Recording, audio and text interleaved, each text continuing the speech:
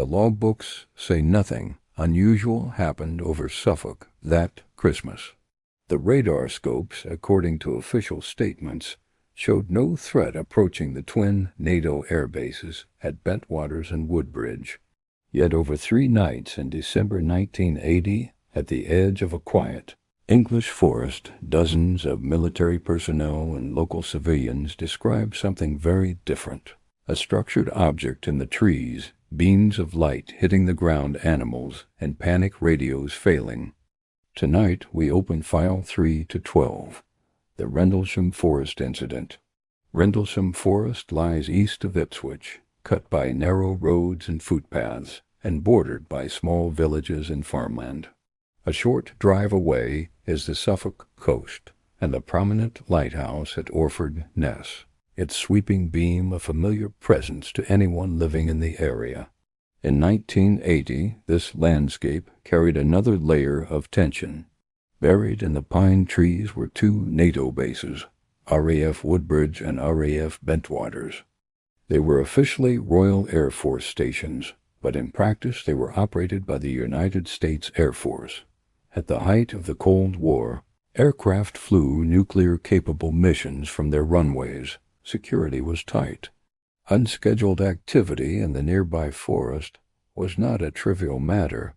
Stories of UFOs over East Anglia were not new.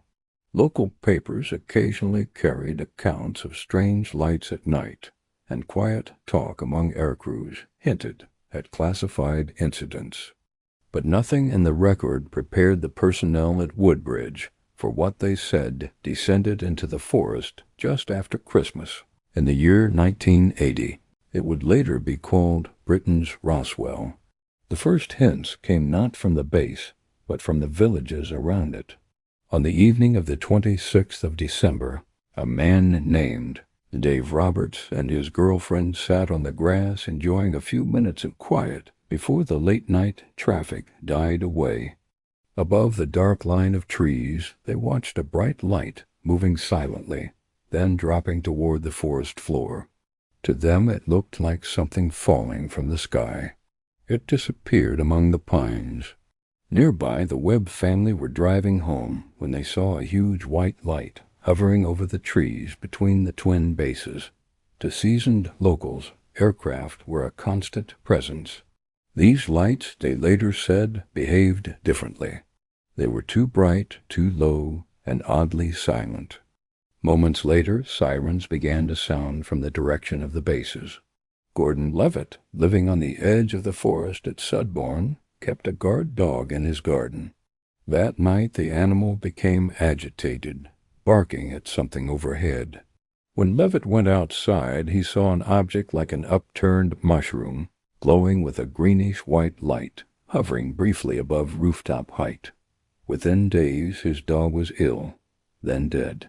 A veterinarian could offer only a tentative conclusion, some kind of poisoning with no clear source. These civilian accounts form the loose perimeter around what happened next inside the forest when the military responded. Shortly after midnight, security patrols at RAF Woodbridge reported strange lights in the trees beyond the east gate. At first they assumed an aircraft had gone down, perhaps one of their own or a civilian plane lost in the winter weather. A crash would trigger a full emergency response. A small team was sent out to investigate. Among them was Airman First Class John Burroughs, along with another airman, often identified as Bud or Bud Parker, and later joined by Staff Sergeant Jim Peniston, the shift supervisor. They left the paved road and entered the forest on foot. Here, accounts diverge and continue to evolve. But on core points, several testimonies align. The men described an intense light source ahead, pulsing among the trees. As they moved deeper into the woods, radios began to cut in and out, as if an invisible curtain of interference lay between them and the base. The air felt charged, one witness said, as though before a thunderstorm. Eventually they reached a small clearing. There, according to Peniston's later statements, sat a structured object on the forest floor, roughly the size of a small car, resting on three tripod-like legs. Its surface appeared smooth, dark, almost glassy, bearing strange markings that reminded him of hieroglyphs. The light it emitted was white with shifting colors, not like any aircraft beacon, he knew. For several minutes, he claimed, he walked around the craft, touching its surface, sketching its shape in a notebook. Other versions of the story, including early reports, are more cautious. Some airmen spoke only of intense lights and a shape glimpsed between trees, not a clear metallic structure.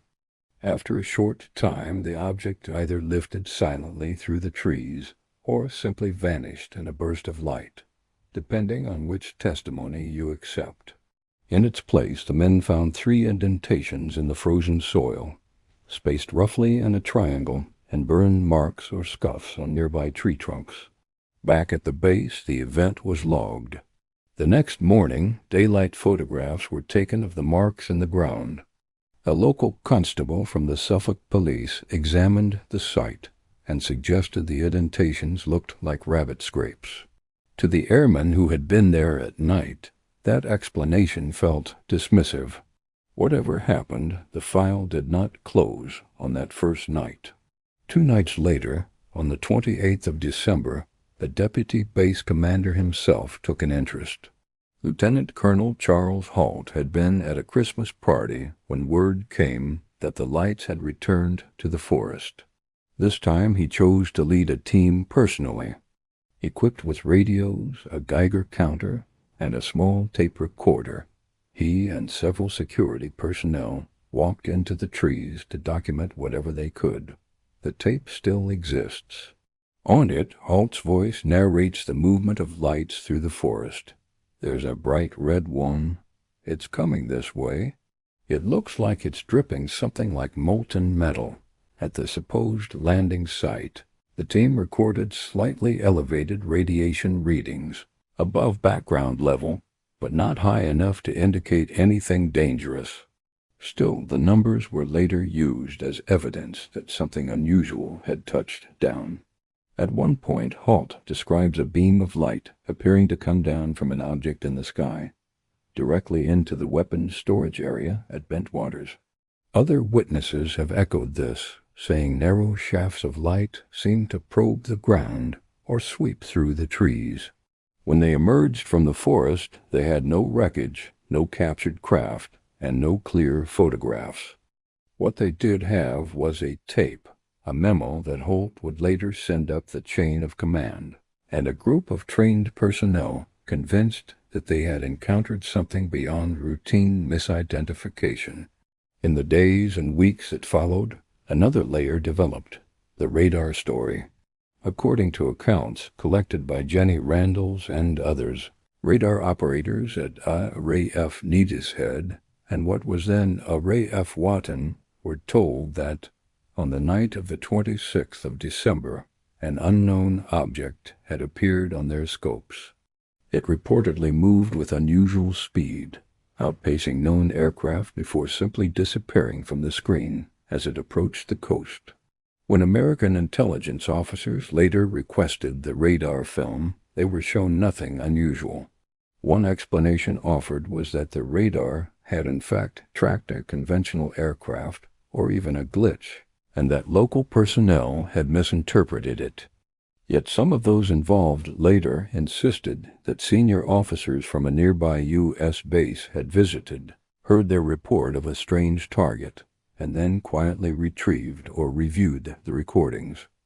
The details remain murky. No unambiguous radar print has surfaced. As rumors spread, the case attracted attention from higher levels of government. Former Admiral of the Fleet Peter Hill Norton, by then a member of the House of Lords, pressed the Ministry of Defense for answers.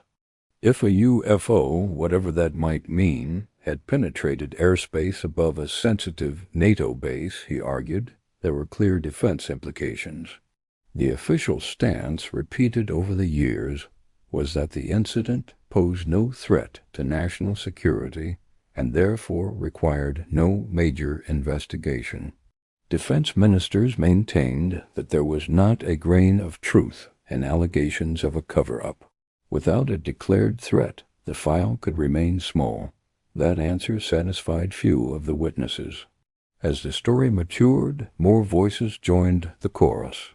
One of the most prominent was Larry Warren, a young airman who said he had been brought to the forest on yet another night to form part of a security cordon.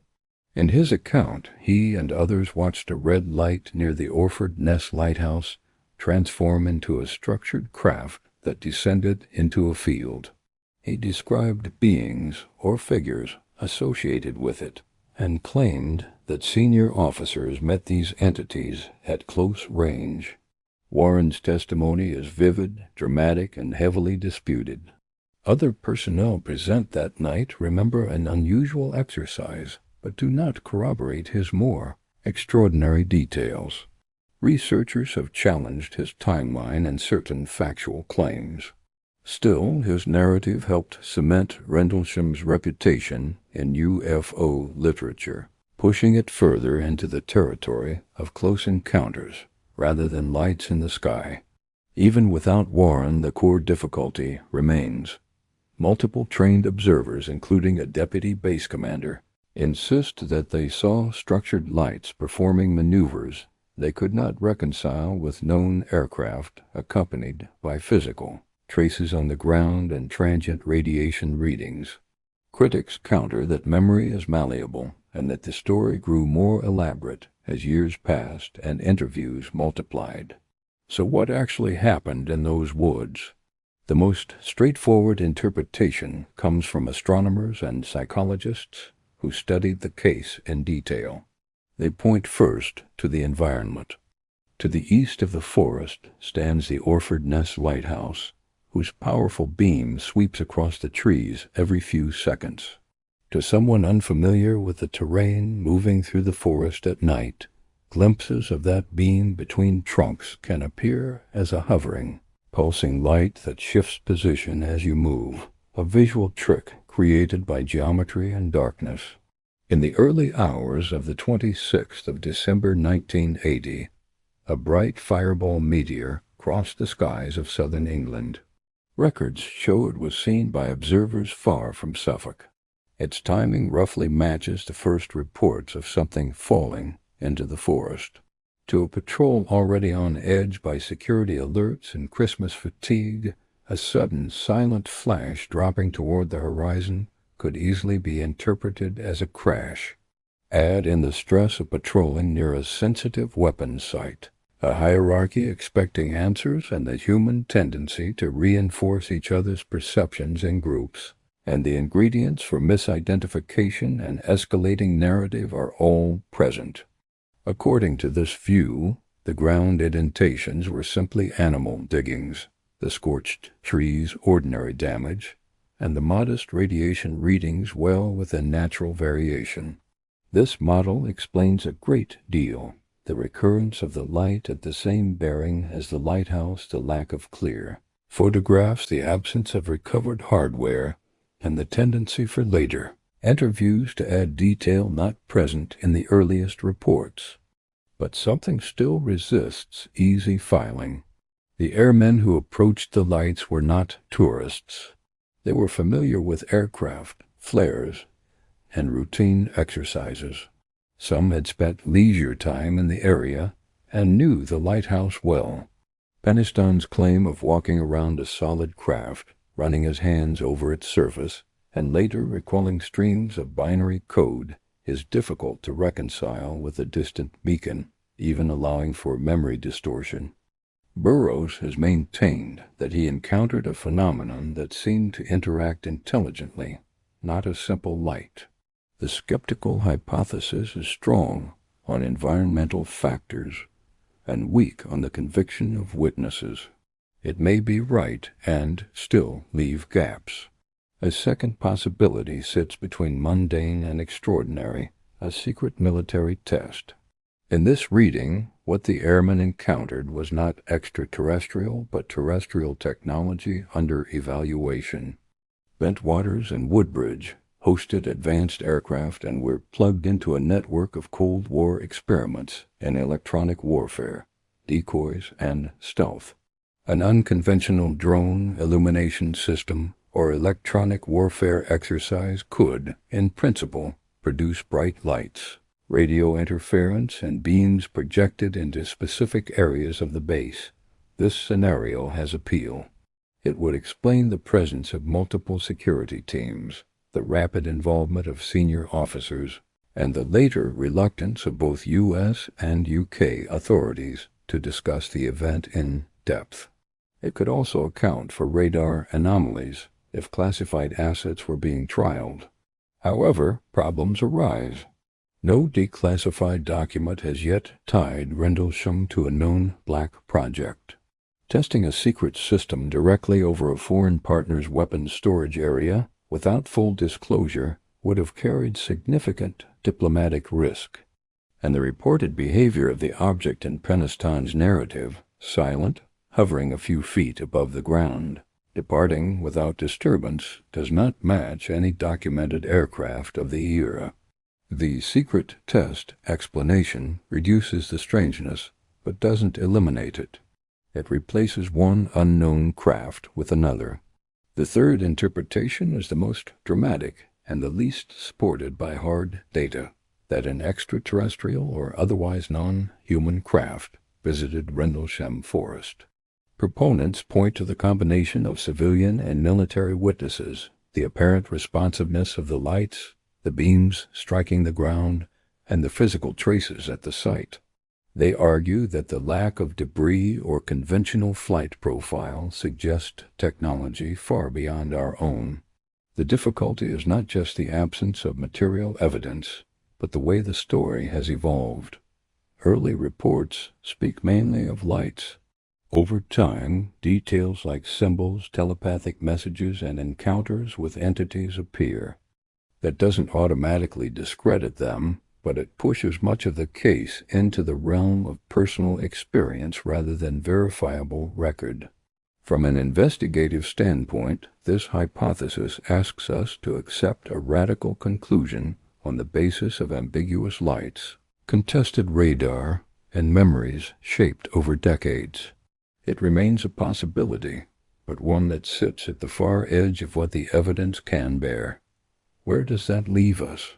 One plausible reading is that Rendlesham was a layered event, a bright meteor, a distant lighthouse beam, and perhaps a minor security exercise collided with Cold War nerves and the human pattern-making mind. Each patrol, each retelling, added emphasis and detail. What began as lights in the trees became, over years, a landed craft.